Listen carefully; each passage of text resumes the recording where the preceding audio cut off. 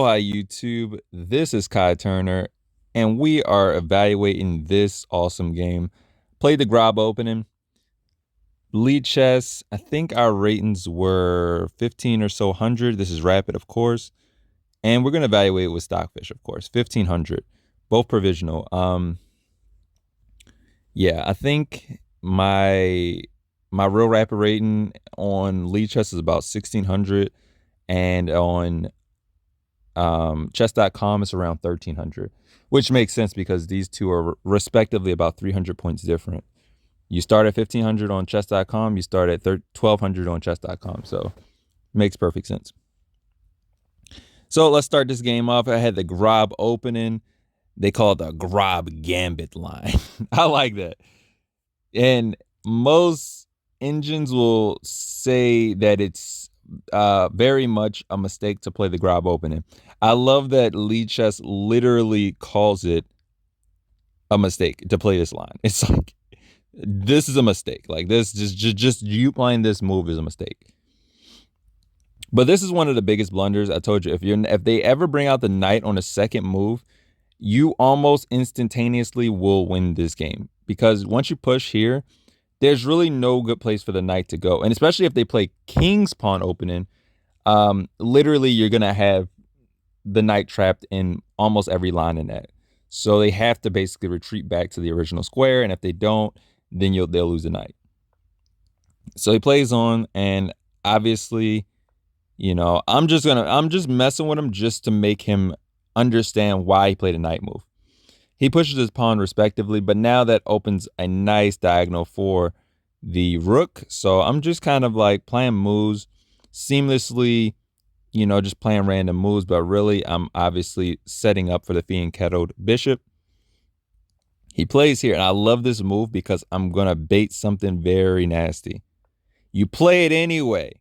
This is only a computer line. Like, this is one of those lines that you have to see the line first before you play it. Like, I trust me, I've evaluated this. People, I'd say until the like titled player level will bite into this line because it just looks like a free piece. Like, normally they go for the check, the knight check immediately, and play that. Now that we're going to talk about that in a different thing. Okay, give up the exchange. Boom, bang, boom. Put pressure on the knight. And he sacks the knight. Don't know why he sacked the knight. I honestly don't. He wasn't exactly... I mean, he was trapped, but I'm saying, like, he honestly should have just ignored that and played some other, play more developing moves. Just look at the position right now, right? Don't look at a computer evaluation. Just look at the position, right? None of his pieces, and I mean none of his pieces, are developed. Every piece is on the either original square or in the back rank, and even the rook is even more misplaced because he's not in his original square. So it lends to be a game where positional play is going to be the most important thing. So yeah, in this case, like, notice, I don't even gain points for taking the knight because the knight literally wasn't doing anything. Okay, he pressures the queen. What do? Push the pawn. But really, I just want to create a square for my knight. So get my knight out there.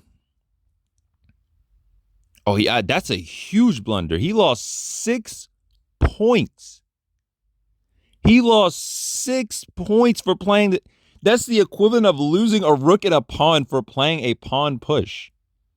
For some reason, they really hate that move. They said I should threaten the bishop, which I thought about. I honestly thought about threatening the bishop. But then I said, obviously, he could take back with his pawn. And I really didn't want to open the center. I'm going to be honest with you. Like, I didn't want to get this center area open because I'm like, my king, I'm a little bit nervous for him. I'm going to be honest. I mean, don't get me wrong. I got a knight there. I got another knight there.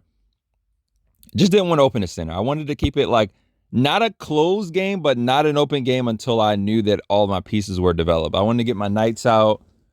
Wanted to get my rooks involved. Then we can open it up. So I was kind of playing waiting moves in this case. Notice I get my knight out. And bishop move. Okay, now I have advantage even though, materially doesn't seem like it. I just get my other knight out. Now, this is a huge blunder. They say they evaluate it as a rook down for just playing this knight move. But I mean, thinking of it from, just a 1500 level, developing your pieces and, having my knight protect my other knight, it seems like a pretty rational move. Yeah, obviously I wanted to threaten the bishop. And he played that. To this day, I still don't know what that move was. I mean, I get he's attacking the queen with a protected pawn, but did you not notice your bishop there? It's kind of a weird move for 1500 to play. Just completely, just it's a blunder like that. But I said, okay, well. Yeah, and you know what? Funny enough, that's what I thought about that knight sack right there. I really thought about that move. But I wanted to play really sound. Like that. The next move I was gonna play was probably gonna be that. Pinning his bishop, of course. Oh yeah, that was nasty. Yeah, now that I see it, yeah, that was a little nasty. Bishop takes pawn check. Brought the queen back. And now I should have just see now the queen now the bishop check is not a move anymore. You see, it's one of those one move things.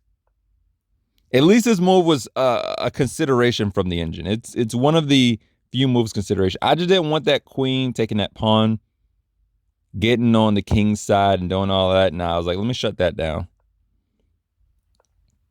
Now he pushed this pawn, and I'm not gonna lie to you. The computer evaluates that I'm up almost a rook. I played the best move, of course. But at this point, I'm a little bit nervous because he has a rook and a queen eyeing down my pieces and two darn near passed pawns. Now, obviously, I have my pawn down there, and I'm going to keep that pawn down there. And at this point, I'm like very cognizant of my A pawn just to kind of barricade his B pawn. But then I'm like, what about his C pawn, though?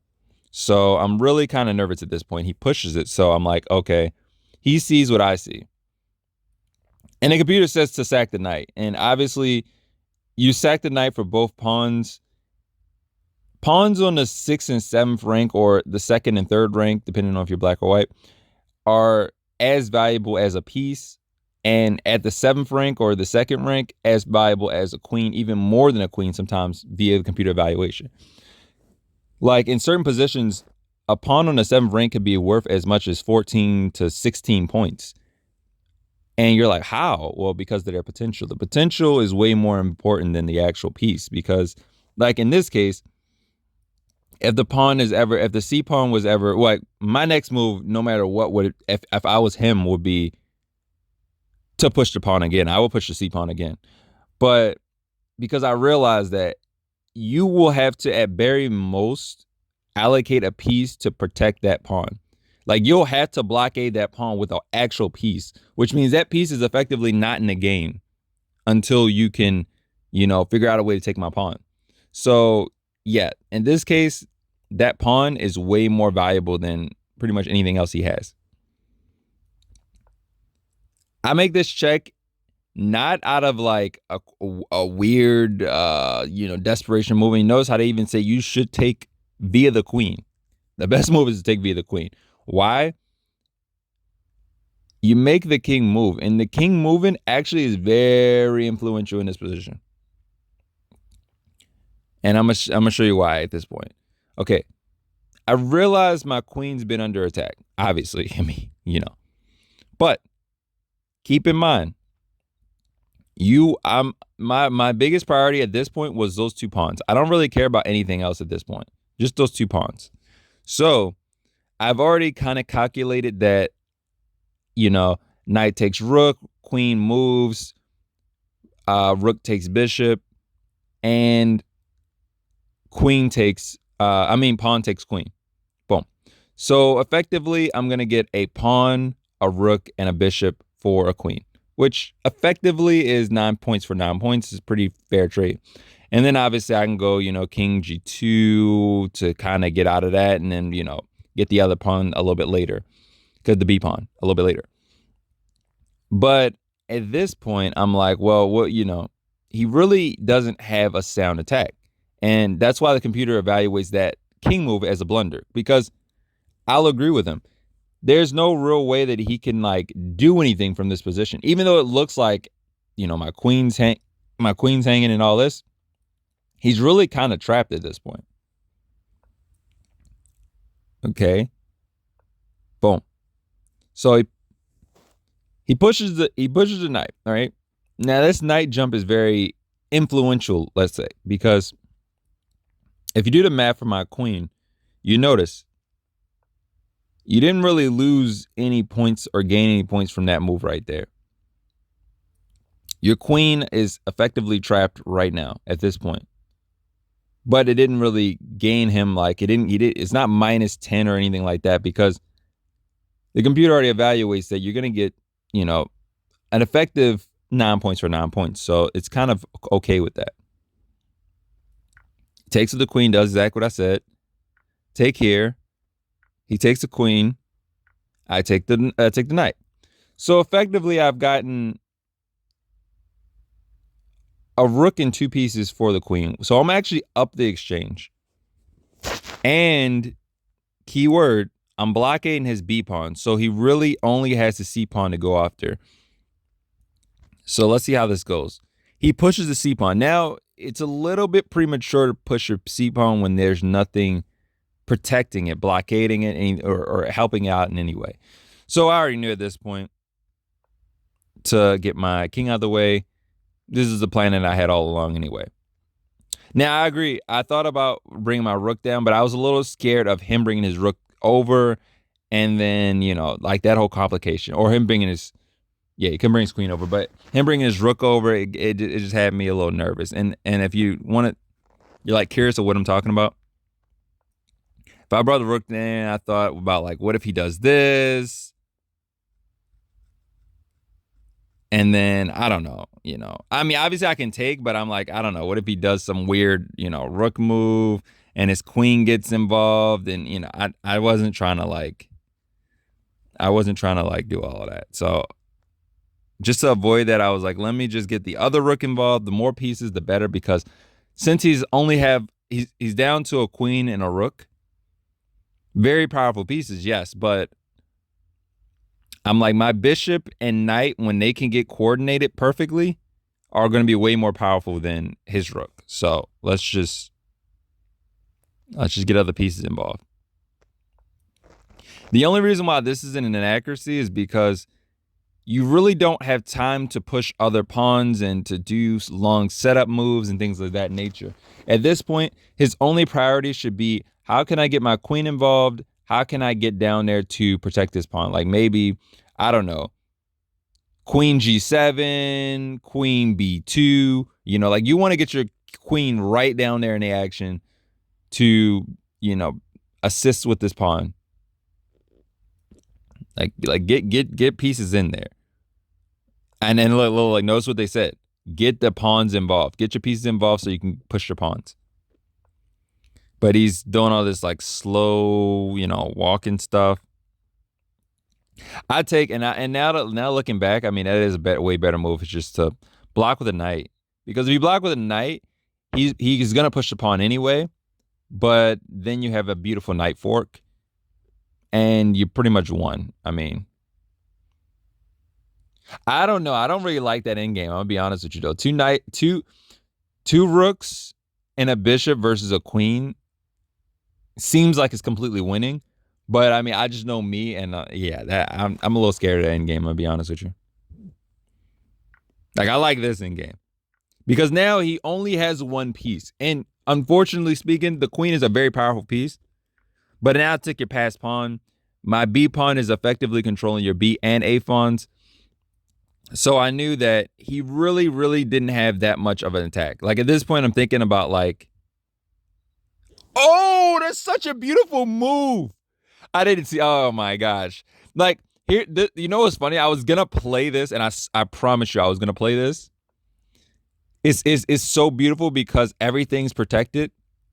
Seriously, everything is protected. Like, how crazy is a position like this where everything's protected? The queen effectively has to like go for the pawn that's already protected. You're attacking the queen. Like, that's why this is such a nasty move, is because it's a discovered attack on the queen. And I honestly did see that, but I thought like, okay, let me get like another attack going before I do that, which is why I did this. Then he took, but the only difference between this position and that position is, well, in that position, and I told you I seen it. Because I totally seen that move, but I didn't consider the fact that everything would be protected in that case. So this position is completely equal via the engine analysis. And I didn't really care what he played because I'm like, well, I have you always have that rook check. And remember, it's even more deadly because you're going to get your knight involved in the next move. Very high potential that you're going to fork him somehow. Very high potential you're going to fork him. So, and his king can't really move down the board. So he's kind of forced to move up the board. And I'm like, yeah, it's gonna be some nasty either mate threats or, forking potential. So I'll say, okay, what is he gonna play? Queen takes e3. Didn't even have to calculate. Pawn takes queen. And that's GG. But I mean, like, looking back, even if almost regardless of what he plays, like, what's your human move to play in this position right here? Like, what's the best move that you would play? Don't look at the computer evaluation. What would you actually play in this position? Because this is kind of nerve-wracking for the king. Think about it. The king really has to move back. He has to go to the back rank, which is exactly where I want you at.